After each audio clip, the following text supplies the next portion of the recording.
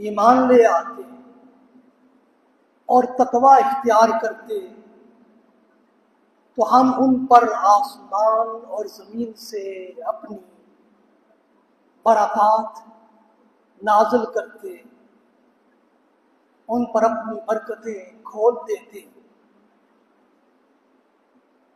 اور اسی مضمون کو دوسرے مقام پر سورہ الانعام میں ارشاد فرمایا فتحنا علیہم ابواب کل شیء، ابواب کل شیء اذا فارغ، تو ہم نے انہیں اپنے انجام تک پہنچانے کے لیے ان پر ہر چیز کی فراوانی کے دروازے کھول دیے، یہاں تک کہ وہ ان چیزوں کی لذتوں اور راحتوں سے خوش ہو کر مدہوش ہو گئے۔ حاضرین و ناظرین گرامی قدر، لفظ فاتحہ فتح مصدر سے مشتق ہے، جس کا معنی ہی کسی نئی چیز، نئے عمل اور نئے جہان کو ہر انسان پر کھولنا ہے، حتیٰ کہ اس نئی چیز کے معاملے میں جتنی بھی مشکلات، شیشے کے ساتھ بچی بیٹھی ہے اوپر منع کرنا، حتیٰ کہ اس نئی چیز کے معاملے میں جتنی بھی مشکلات اور رکاوٹیں ہیں ان کو ہٹا کر اس معاملے کو واضح کرنا ہے۔ یہ سورہ فاتحہ امام خازن کے نزدیک 27 کلمات اور 140 حروف پر مشتمل ہے۔ حاضرین و ناظرین گرامی قدر، حدیث مبارکہ میں سورہ فاتحہ کے بہت سے نام آئے ہیں، اور مروجہ قاعدہ و اصول یہ ہے جب کسی شے کے بہت سے نام آئیں، استعمال ہوں، تو یہ ناموں کی کثرت اس مسمى کے شرف و کمال کو ظاہر کرتی ہے۔ اور یہ سورہ فاتحہ کے یہ مختلف نام رسول اللہ صلی اللہ علیہ وسلم کی ذات اقدس اور صحابہ اکرام رضوان اللہ علیہم اجمعین سے مروی ہیں۔ لفظ فاتحہ فتح کے معنی میں استعمال ہو تو یہ سورہ انسان کی کامیابی کے خلاف بندشوں، رکاوٹوں اور مشکلوں کو دور کرنے والی ہے۔ یقیناً مشکل کا چھٹ جانا اور سہولت کا میسر آ جانا ہی فاتحہ کا پیغام ہے۔ اب وہ امر جو پہلے مشکل تھا اور باعث اضطراب تھا، اب وہ حالت فتح میں آ جانے کے بعد آسان اور سکون کا باعث بن گیا ہے۔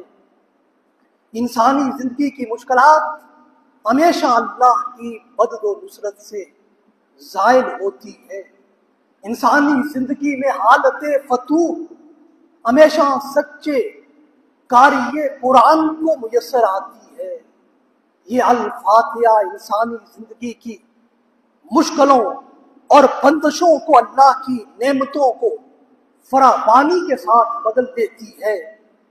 بسم اللہ کی اسی فضیلت و شرف کو بیان کرتے ہوئے رسول اللہ صلی اللہ علیہ وآلہ وسلم نے ارشاد فرمایا کل امر ذی بال لا یبدأ فیہ بالحمد الفتح، رواہ ابن ماجہ فی سننہ۔ فرمایا منزل پر پہنچنے میں سب سے پہلے راستہ ہی رکاوٹ بنتا ہے،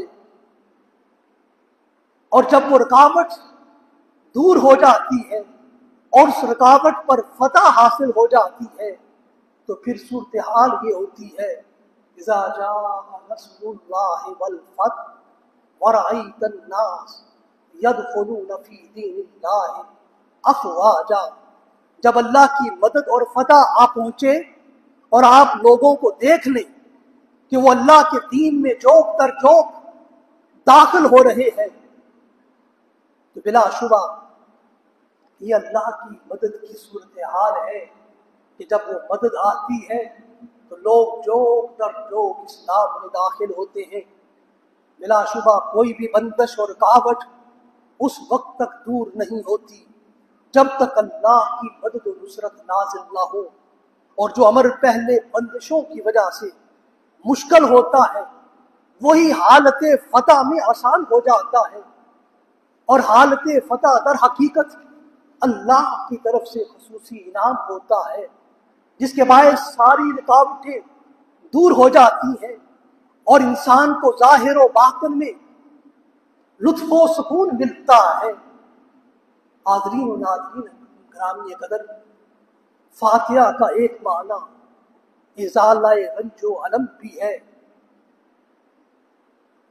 اور فاتحہ کی ایک صورت ظاہری آنکھ کا کسی حقیقت پر کھلنا ہے، جیسے یدرک بالبصر کا فتح الباب کا فتح القفل کا فتح الغلق والمتاع، جیسے دروازے کا کھلنا ہے ہر آنکھ کو نظر آتا ہے، تالے کا کھلنا ہے ہر آنکھ کو نظر آتا ہے، گانٹھ کا کھلنا ہے، سامان کا کھلنا ہے، جبکہ فاتحہ کی دوسری صورت یدرک بالبصیرہ کا فتح الہم و ازالۃ الغم، دوسری صورت فاتحہ بمانے نور بصیرت سے کسی چیز کو پانا ہے، جیسے غم و علم کا دور ہونا ہے۔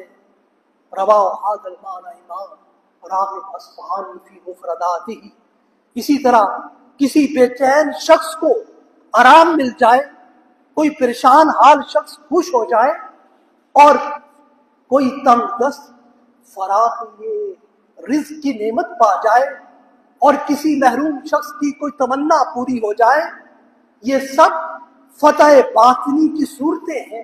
اور جب یہ فتوحات کا سلسلہ جاری ہوتا ہے تو قرآن بیان کرتا ہے فتحنا علیہم ابواب کل شیء حتی اذا فارغ، ہم نے ان پر ہر چیز کے دروازے کھول دیے ہیں یہاں تک کہ ان چیزوں سے خوش ہو گئے ہیں۔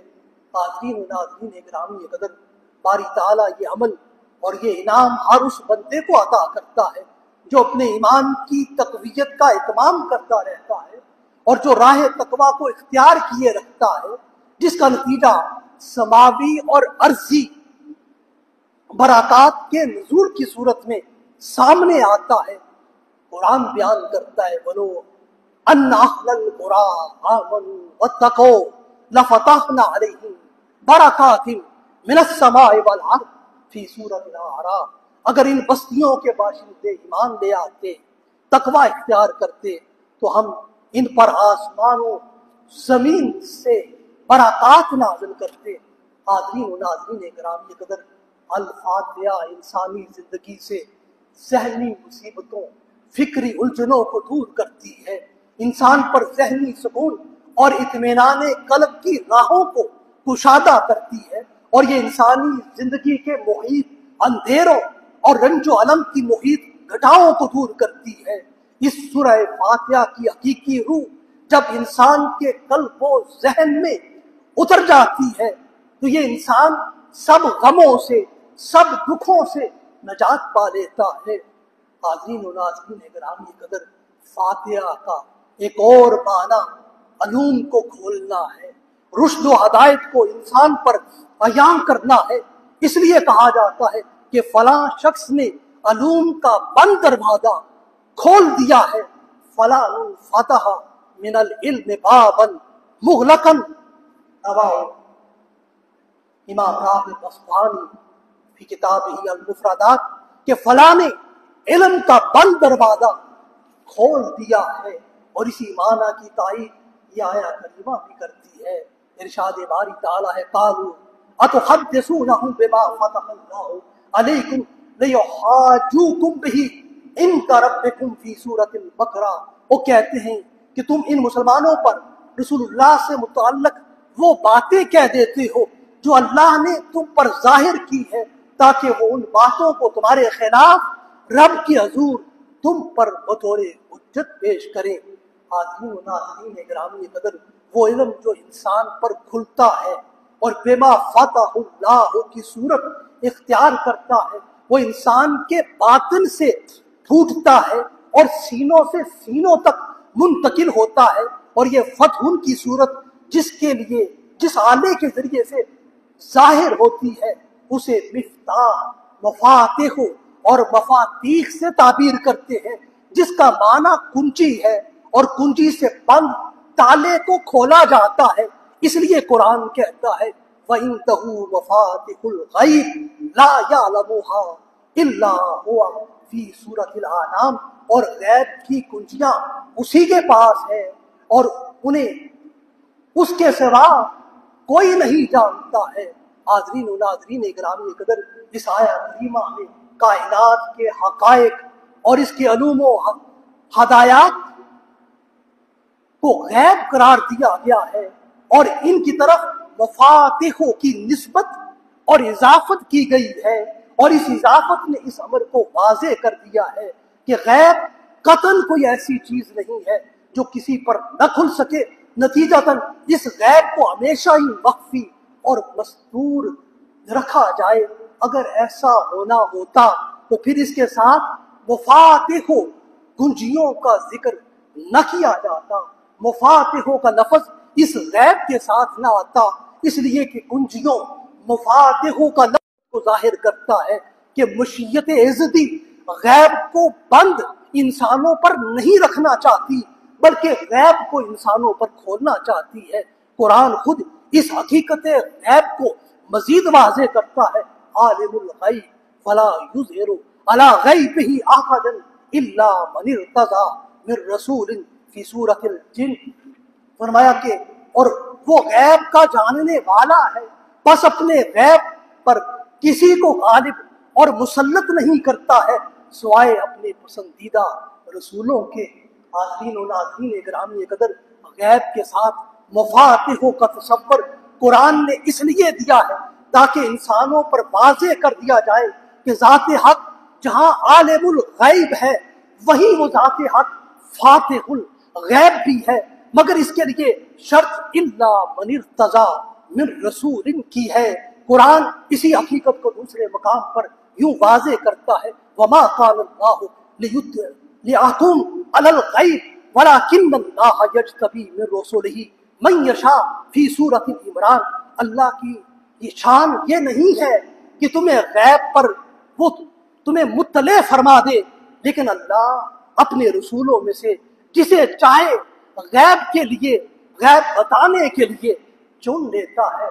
حاضرین و ناظرین گرامی قدر، قرآن حکیم نے جہاں جہاں بھی غیب کا لفظ غیب کا ذکر کیا ہے وہاں یہ واضح کیا ہے کہ غیب کو اللہ ہی جانتا ہے، مگر اس کے ساتھ ساتھ قرآن نے یہ بیان ہرگز نہیں کیا کہ اس غیب پر اللہ کسی بھی ذات کو کبھی بھی مطلع نہیں کرے گا یا مطلع نہیں کرتا ہے۔ اس لیے قرآن نے برملا یہ اعلان کر دیا کہ باری تعالیٰ اپنے پسندیدہ رسولوں اور بندوں میں سے جسے چاہتا ہے اسے غیب پر مطلع کرتا ہے۔ حاضرین و ناظرین گرامی قدر، اسی صورت کو فاتحہ اس وجہ سے بھی کہتے ہیں کہ یہ بندے پر اللہ کے مخفی علوم اور اللہ کی رشد و ہدایت کے خزانوں کو کھولنے والی ہے، اور یہ سورہ معارف اور مغیبات کا فتح و انشراح کرنے والی ہے۔ اس سورت کو قرآن کے شروع میں اس لیے رکھا گیا ہے تاکہ لوگوں پر قرآنی علوم و معارف کے دروازے کھول دیے جائیں اور قاری قرآن یوں محسوس کرے کہ اس پر قرآنی علوم کے سمندر اور علم و ہدایت کے سارے خزانے کھل گئے ہیں۔ حاضرین و ناظرین گرامی قدر، فاتحہ کا ایک اور معنی انکشاف حق کرنا ہے اور ازالہ شبہات کرنا ہے، انسان کو فیصلہ قطعی کی طرف، حتمی فیصلے کی طرف لے جانا ہے۔ تو اس معنی کے اعتبار سے سورہ فاتحہ کے کلمات قول فیصل کا کردار ادا کرتے ہیں یہ حق و باطل کے درمیان واضح امتیاز قائم کرتے ہیں۔ یہ سورہ فاتحہ مجموعی طور پر تمام شکوک و شبہات کا خاتمہ کرتی ہے۔ یہ ہر عذر سے، ہر مغالطے سے، ہر التباس سے انسان کو بچاتی ہے۔ حاضرین و ناظرین گرامی قدر، اسی مفہوم میں قیامت کے دن کو بھی یوم الفتح قرار دیا گیا ہے کہ یہ وہ دن ہوگا جو خیر و شر، نیک و بد اور حق و باطل کے درمیان فیصلہ کر دے گا۔ حق کا حق ہونا ظاہر کر دے گا، باطل کا باطل ہونا ثابت کر دے گا۔ حق کا ہر کسی پر کھلا انکشاف ہو جائے گا، کسی پر کوئی شبہ اور کوئی عذر باقی نہ رہے گا۔ وہ آخری فیصلے کا دن ہوگا جس کو قرآن نے یوم الفتح کا نام دیا ہے۔ کفار و مشرکین رسول اللہ صلی اللہ علیہ وآلہ وسلم سے سوال کرتے ہیں، وَيَقُولُونَ مَتَىٰ هَٰذَا الْفَتْحُ إِن كُنتُمْ صَادِقِينَ قُلْ يَوْمَ الْفَتْحِ لَا يَنفَعُ الَّذِينَ كَفَرُوا إِيمَانُهُمْ وَلَا هُمْ يُنذَرُونَ فی سورۃ السجدہ۔ وہ کہتے ہیں کہ یہ فیصلہ کب ہوگا؟ اگر تم سچے ہو فرما دیجئے کہ فیصلے کا دن کافروں کو ان کے ایمان لانے کا کوئی فائدہ نہ دے گا اور نہ انہیں مہلت دی جائے گی۔ اسی حقیقت کو دوسرے مقام پر یوں واضح کیا، ربنا افتح بیننا وبین قومنا بالحق وانت خیر الفاتحین فی سورۃ الاعراف۔ ہے ہمارے رب، ہمارے اور ہماری قوم کے درمیان حق کے مطابق فیصلہ فرما دے اور تو بہتر فیصلہ کرنے والا ہے۔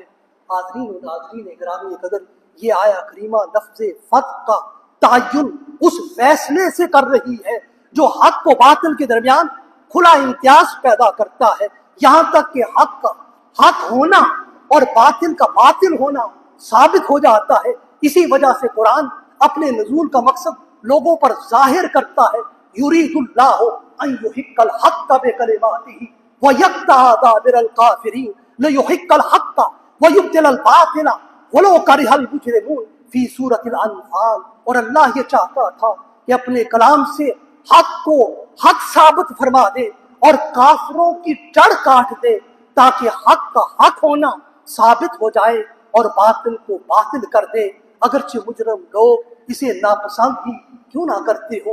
حاضرین و ناظرین گرامی قدر، یہ سورہ فاتحہ اپنی روح اور اپنے اصل فلسفے میں حق اور باطل کے درمیان امتیاز پیدا کرنے والی ہے۔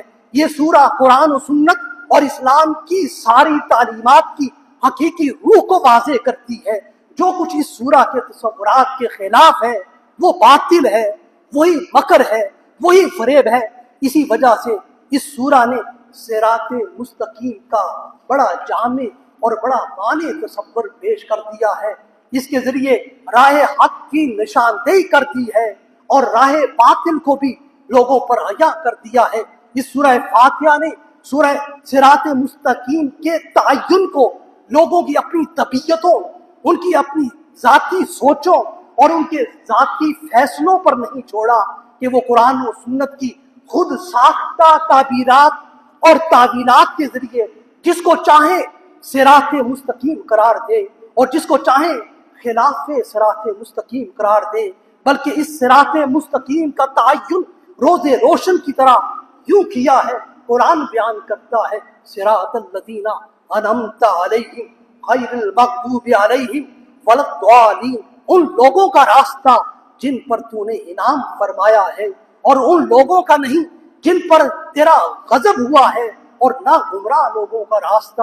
حاضرین و ناظرین گرامی قدر، باری تعالیٰ نے صراط مستقیم کو انبیاء، صدیقین، شہداء اور صالحین کے ساتھ خاص اور مختص کر دیا ہے اور لوگوں پر واضح کر دیا ہے کہ صراط مستقیم کا آز خود تعین نہ کرتے پھرنا، بلکہ اس راستے پر چلو جس پر انبیاء علیہ السلام چلے ہیں، جس پر صدیقین چلے ہیں، جس پر شہداء چلے ہیں اور جس پر صالحین چلے ہیں، وہی صراط مستقیم ہے، اور ان کے نقوش پا کی پیروی ہی تمہیں صراط مستقیم پر گامزن رکھے گی، اور جو ان کی پیروی سے گریزاں ہوگا وہی صراط باطل پر ہوگا، وہی باطل پرست ہوگا، وہی حق سے ہٹا ہوا ہوگا، وہی حق سے برگشتہ ہوگا، اور وہی اپنے وجود میں سراپا باطل ہوگا۔ حاضرین و ناظرین گرامی قدر، فاتحہ کے معنی میں سے ایک اور معنی اس کا اول ہونا بھی ہے، اس کا آخر ہونا بھی ہے، اور فاتحہ کا ایک معنی کسی شے کو کھولنے اور اس کا افتتاح کرنے کا بھی ہے۔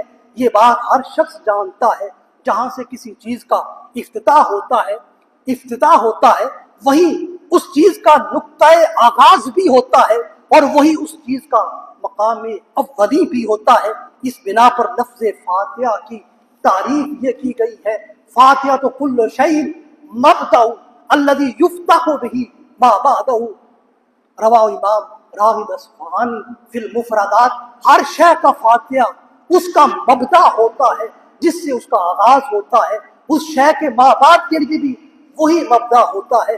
حاضرین و ناظرین گرامی قدر، انسان کی فاتحہ اور اس کا مبدأ اللہ کی شان ربوبیت ہے۔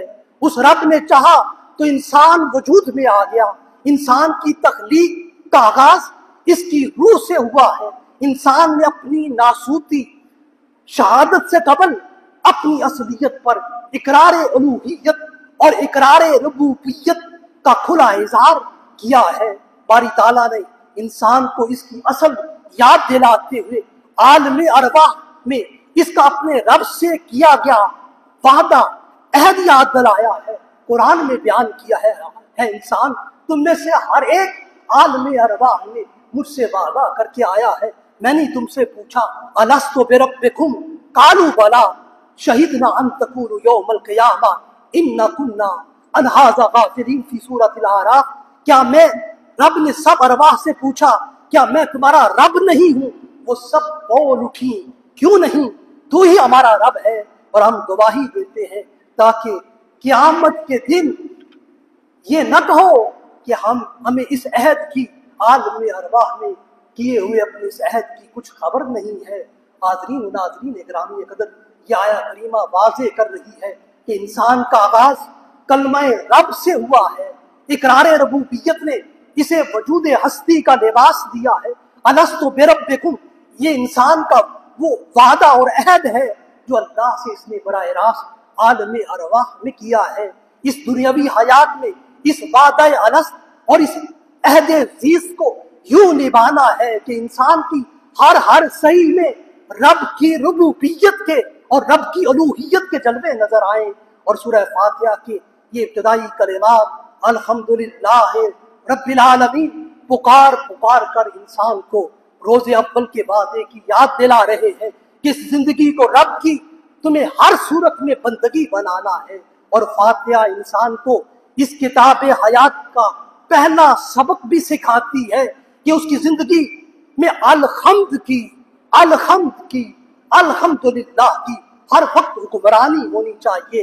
اور اس کی کتاب عزیز کا آخری سبق بھی اس کو یہ فاتحہ یاد دلاتی ہے کہ انا للہ و انا الیہ راجعون و انا الیہ راجعون، ہم اسی کی طرف ہیں، اسی کی طرف ہمیں پلٹ کر جانا ہے۔ اس بنا پر یہ سورہ فاتحہ کی خصوصیت ہے کہ یہ اول بھی ہے، یہ آخر بھی ہے۔ جو چیز اول ہوتی ہے وہی آخر بھی ہوتی ہے۔ دائرہ مثلا جس نقطے سے شروع ہوتا ہے وہی آ کر ختم ہوتا ہے۔ اگر نقطۂ اول اور نقطۂ آخری الگ ہو جائیں تو دائرے کی حیات میں ہے۔ اس لیے اول ہی آخر قرار پاتا ہے۔ ایک درخت کا آغاز بیج سے ہوتا ہے، اس کو پانی ملتا ہے تو اس کی نازک کونپلیں زمین سے پھوٹتی ہیں، رفتہ رفتہ وہ بڑا ہو جاتا ہے، اس کی شاخیں بنتی ہیں، اس پر پھول اور پھل لگتے ہیں، پھر پھل پکتے ہیں اور پھر وہ پھل کھائے جاتے ہیں۔ اسی منزل اور اسی مقصد کے لیے اس درخت کا بیج بویا گیا تھا، لگایا گیا تھا، مگر جب ہم پھل کھا لیتے ہیں تو وہی بیج جو روز اول میں ہمارے ہاتھ میں تھا، جسے زمین میں بویا تھا، وہی ہمارے ہاتھ میں باقی رہ جاتا ہے، جس سے اس درخت کا آغاز ہوا تھا، اور یہی بیج ہی اول تھا اور یہی بیج ہی آخر ہے۔ حاضرین و ناظرین گرامی قدر، اسی اعتبار سے سورہ فاتحہ کا جو سبق اول تھا وہی اس کا آخر بھی ہے۔ الحمدللہ اول سبق تھا، انا للہ ہماری زندگی کا آخری سبق ہے۔ تو گویا اس میں ہماری زندگی کی ابتدا بھی ہے، ہماری زندگی کا اختتام بھی ہے۔ اس میں اول و آخر کے درمیان سب مدارک اور سب کمالات بھی شامل ہیں، کوئی بھی چیز اس سے خارج نہیں ہے۔ حیات انسانی کے سارے کمالات اور سارے فضائل الحمدللہ سے شروع ہوتے ہیں اور وَإِنَّ لِلَّهِ پر جا کر ختم ہو جاتے ہیں۔ حاضرین و ناظرین گرامی قدر، سورہ فاتحہ اپنے معنی اولیت کے اعتبار سے ہمیں یہ درس حیات دیتی ہے کہ اگر حیات انسانی ایک سفر ہے تو یہ سورہ فاتحہ اس کا مقام آغاز ہے۔ اگر یہ حیات ایک جمال ہے تو یہ سورہ فاتحہ اس کا پہلا نظارہ ہے۔ اگر یہ حیات لاہوتی نغمہ ہے تو یہ سورہ فاتحہ اس کی پہلی صدا ہے۔ اگر حیات انسانی ایک وقت ہے تو یہ سورہ فاتحہ اس کا پہلا لمحہ ہے۔ اگر حیات انسانی مثل درخت ہے تو سورہ فاتحہ اس کے لیے تخم اولین ہے۔ اگر حیات انسانی ایک دائرہ ہے تو یہ سورہ فاتحہ اس کے لیے نقطہ ابتدا ہے۔ مختصر یہ کہ انسانی حیات میں جتنی بھی سعادتیں ہیں اور جتنے بھی کمالات ہیں یہ اسی سورہ فاتحہ سے نمو پاتے ہیں اور اسی کے ذریعے نقطہ کمال تک پہنچتے ہیں۔ یہی وجہ ہے کہ یہ سورت قرآن کے 23 سالہ دور نزول میں سب سے پہلے نازل ہوئی ہے اور یہ اپنی ترتیب نزول، اپنے ترتیب تدوین میں بھی افضلیت کا اعزاز رکھتی ہے۔ یہ شرف کسی اور سورہ اور کسی اور آیت کو حاصل نہیں ہے۔ حاضرین و ناظرین گرامی قدر، سورہ فاتحہ کو یہ بہت بڑا اعزاز اور بہت بڑا امتیاز حاصل ہے کہ یہ فاتحۃ الکتاب ہے، یہ فاتحۃ القرآن ہے۔ اس کو ترتیب نزولی میں بھی اولیت حاصل ہے، اسے ترتیب تدوینی میں بھی اولیت حاصل ہے۔ اس کے ساتھ ساتھ اس سورہ کو فاتحۃ الصلاۃ کا شرف بھی حاصل ہوا ہے۔ ہر نماز کا آغاز سورہ فاتحہ کے بغیر نامکمل ہوتا ہے۔ یہ ہر نماز کی ابتدا بھی بنتی ہے۔ ہر روز ایک مسلمان فرض نمازوں میں 17 بار لازمی طور پر اس سورہ کی تلاوت ہر روز کرتا ہے۔ ہر روز اس کو 17 بار مختلف فرض نمازوں میں اس سورہ کو پڑھنا پڑتا ہے اور مختلف اوقات میں اس کو دہرانا پڑتا ہے، اور اس لیے اس کو بار بار پڑھا جاتا ہے۔ اور اس کو ان نمازوں میں پڑھنے کی تاکید رسول اللہ صلی اللہ علیہ وسلم نے اپنی امت کو یوں کی ہے۔ ارشاد فرمایا لا صلاۃ لمن لم یقرأ بفاتحۃ الکتاب رواہ النسائی فی سننہ۔ فرمایا اس شخص کی نماز نہ ہوئی جس نے فاتحۃ الکتاب نہ پڑھی۔ باری تعالیٰ نے اس فاتحہ کو، سورہ فاتحہ کو یہ شرف اور فضیلت بھی دیا ہے کہ اس کے کلمات میں شفاء من کل داء کی حیثیت بھی ہے، یہ ہر بیماری کے لیے شفا بھی ہے۔ عبد الملک بن عمیر روایت کرتے ہیں کہ رسول اللہ صلی اللہ علیہ وسلم نے فرمایا فاتحۃ الکتاب شفاء من کل داء رواہ دارمی فی سننہ، کہ سورہ فاتحہ ہر مرض کے لیے شفا بھی ہے۔ حاضرین و ناظرین گرامی قدر، رسول اللہ صلی اللہ علیہ وسلم نے سورہ فاتحہ کو ام الکتاب اور ام القرآن کا درجہ اور مقام بھی عطا کیا ہے۔ حضرت ابو ہریرہ رضی اللہ تعالیٰ عنہ روایت کرتے ہیں الحمدللہ رب العالمین ام القرآن و ام الکتاب و سب المثانی۔ فرمایا الحمدللہ رب العالمین ہی ام القرآن ہے، ام الکتاب ہے اور سب مثانی ہے۔ حضرت عبادہ بن ثابت روایت کرتے ہیں کہ رسول اللہ صلی اللہ علیہ وسلم نے فرمایا لا صلاۃ لمن لم یقرأ بام القرآن رواہ امام احمد بن حنبل فی مسندہ۔ فرمایا اس شخص کی نماز نہیں ہوتی ہے جو فاتحۃ الکتاب کو نہ پڑھے۔ حاضرین و ناظرین گرامی قدر، خلاصہ کلام کی طرف بڑھتے ہوئے عرض کروں، فاتحہ کے متعدد معنی میں سے ایک معنی تفویض بھی ہے۔ یہ سورت بندے کو تعلیم دیتی ہے کہ وہ اپنی زندگی اور اس کے جملہ معاملات کو اللہ کے سپرد کر دے۔ اس کی زندگی کا ایک ایک پل، ایک ایک لمحہ افوض امری الی اللہ کا مصداق عدم نظر آئے۔ انسان زندگی کے جملہ معاملات میں اللہ کے حضور اپنا سر جھکائے ہوئے نظر آئے، رب کو زندگی کے جملہ احوال میں مستعان حقیقی جانے اور زندگی کے ایک ایک مسئلے میں اسی رب کو اپنے لیے کافی و وافی اور کارساز حقیقی مانے۔ یہی طرز عمل ہی اس کی طرف سے اللہ کی عبادت ہے اور یہی منہج حیات ہی اس کی طرف سے بندگی مولا میں طلب استعانت ہے۔ اہدنا الصراط المستقیم کی دعا زندگی کے تمام میدانوں اور شعبوں سے بھی متعلق ہے۔ جس شعبے اور میدان میں بندہ موجود ہے اس شعبے اور بندے میں اس دعا کا اطلاق بھی ہے، اس میں طلب ہدایت بندے کی شدید ضرورت ہے۔ بندے کے لیے ہدایت سے سرفرازی ہی صراط مستقیم ہے، اور یہ دعا فکری سلامتی کو بھی مستلزم ہے، اور یہ انسانی عمل کی صحت و ثقافت اور ثواب و درستگی کو بھی لازم ہے۔ اس اہدنا الصراط المستقیم کی دعا کی قبولیت کا اثر انسانی زندگی میں یوں ظاہر ہوتا ہے کہ انسانی زندگی ہر قسم کے جمود اور تعطل سے محفوظ ہو جاتی ہے۔ ذات حق پر کامل بھروسہ ہی انسانی زندگی کے لیے چراغ امید بن جاتا ہے، اور یہ امید کا دیا جب تک جلتا رہتا ہے انسان خود کو بندگی مولا میں سمجھتا ہے، اور یہی توکل کی کیفیت انسانی زندگی میں حرکت لاتی ہے، اور یہی حرکت انسان کے لیے درجہ راحت بن جاتی ہے۔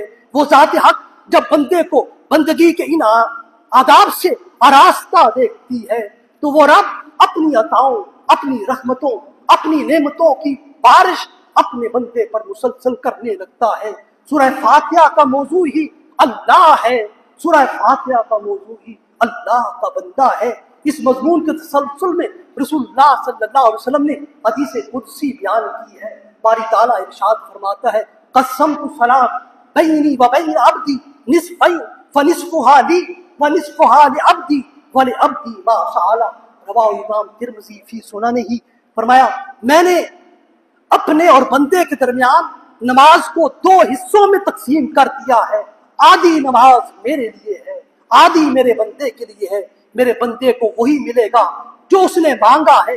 رسول اللہ صلی اللہ علیہ وآلہ وسلم نے اس حدیث مبارکہ کی مزید وضاحت کی کہ جب بندہ سورہ فاتحہ پڑھتا ہے اور اس کی زبان سے یہ کلمات جاری ہوتے ہیں الحمدللہ رب العالمین، اس جہاں میں ساری تعریفیں اللہ کے لیے ہیں جو سارے جہانوں کو پالنے والا ہے۔ باری تعالیٰ بندے کی اس حمد و ثنا کا جواب دیتا ہے حمدنی عبدی، میرے بندے نے جب بندہ الحمدللہ کہتا ہے تو باری تعالیٰ حمدنی عبدی کی صورت میں جواب دیتا ہے کہ میرے بندے نے میری حمد و ثنا کی ہے۔ پھر بندہ اللہ کی مزید صفات کا ذکر کرتا ہے، وہ رب الرحمن اور رحیم کی شان کا مالک ہے، اس کی رحمت ہر کسی خلق کے لیے ہے، اور بطور خاص مومنین کے لیے وہ رحیم ہے۔ باری تعالیٰ بندے کی اس ثنا کے جواب میں کہتا ہے اثنا علیہ عبدی، میرے بندے نے میری مزید حمد و ثنا کی ہے۔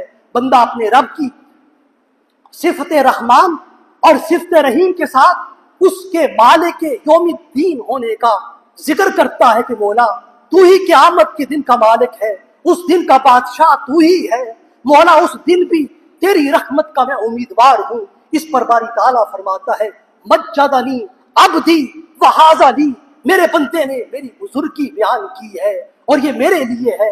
یوں بھی تشریح کی فوض الی عبدی، میرے بندے نے اپنا معاملہ میرے سپرد کر دیا ہے۔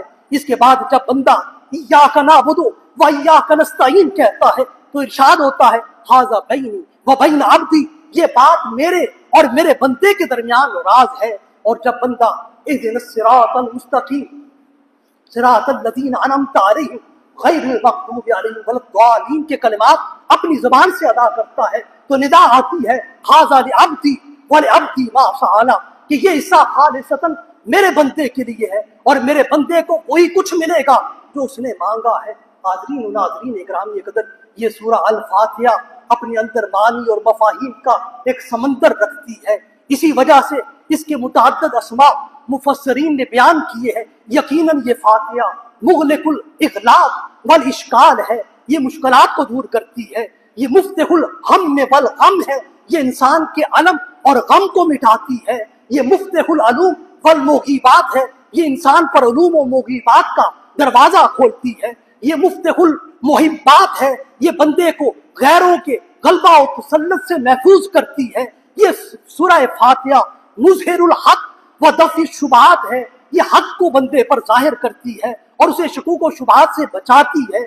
یہ سورہ فاتحہ مبدأ لکل شیء، یہ ہر شے کی ابتدا کی خصوصیت رکھنے والی ہے اور یہ قرآن حکیم کے لیے فاتحۃ الکتاب ہے، یہ ام الکتاب ہے، یہ ام القرآن ہے، یہ سورۃ الکنز ہے، اور یہ طرح طرح کے خزانوں کی جامع ہے، اور اس کی قرات میں یہ جب بھی ایک انسان کرتا ہے تو اس کو نور ہی نور میسر آتا ہے، اس لیے یہ سورہ نور بھی ہے۔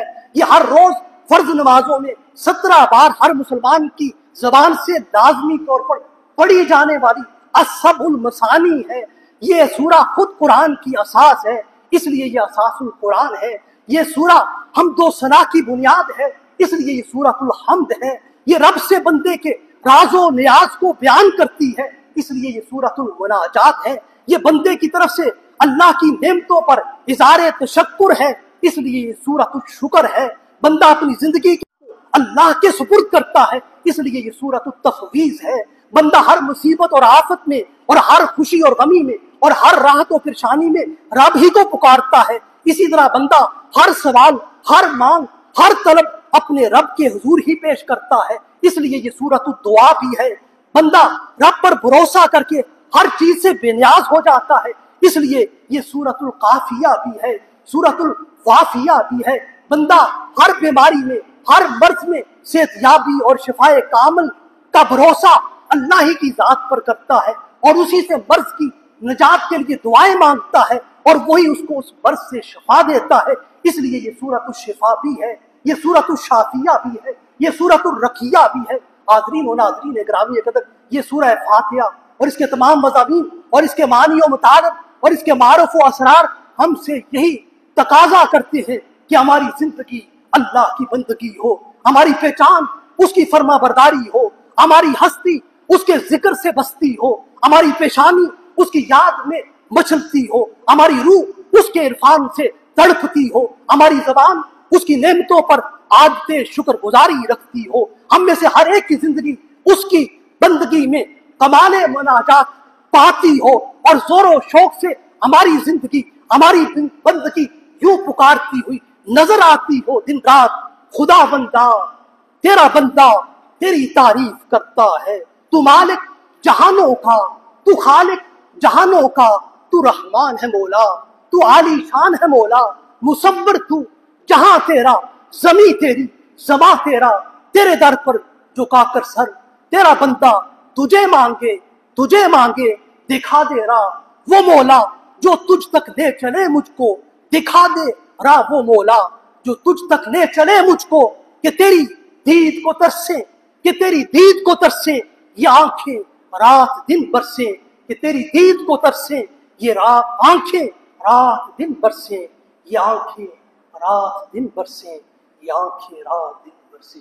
واہ واہ الحمدللہ۔